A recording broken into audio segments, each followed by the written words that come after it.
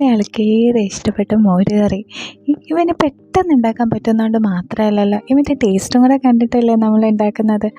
നമുക്കൊന്ന് വെറൈറ്റി ആയിട്ടൊരു മോര് കറി ഉണ്ടാക്കാം. ആദ്യം തന്നെ ഒരു ബൗളിലേക്ക് നല്ല കട്ട തൈര് ഞാൻ ഒഴിച്ചു കൊടുക്കുന്നുണ്ട്. വീട്ടിലുണ്ടാക്കിയ തന്നെയാണ് തൈര്. അതിനകത്തോട്ട് കിഴങ്ങുണ്ടല്ലോ, കിഴങ്ങ് ഞാൻ വേവിച്ചിട്ട് കുഞ്ഞു കഷ്ണങ്ങളാക്കിയിട്ട് അതൊന്ന് ഇട്ട് കൊടുക്കുന്നുണ്ട്. പിന്നെ സവോള നീളത്തിലരിഞ്ഞത്, എരിവിന് കുറച്ച് പച്ചമുളക് കൊണ്ടിട്ടിട്ട് നന്നായിട്ടൊന്ന് ഇളക്കി കൊടുക്കുക.